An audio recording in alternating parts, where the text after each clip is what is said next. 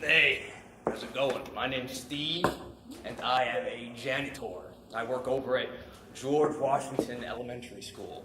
Some of the kids that got over there, well, let's just say it's a wonder that their legs support the rest of their body. Let me give you an example.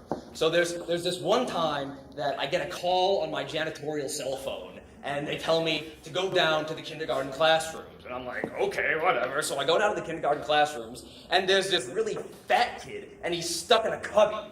Like, never mind the fact how did he get stuck in a cubby, I need to pry this kid out.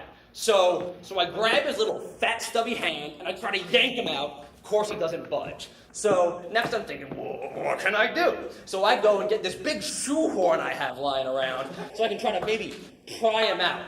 Wouldn't you know it, the fatty breaks the shoehorn.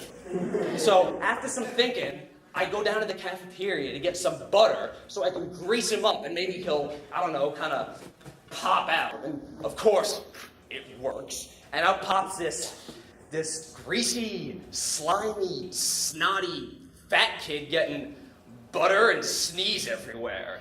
And is there even a, thank you, Steve, for saving our youth? No.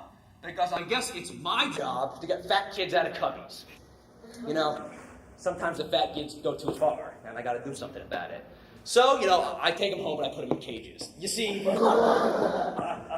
I see myself as not just a janitor, but a life coach. I'm teaching these kids some responsibility, you see.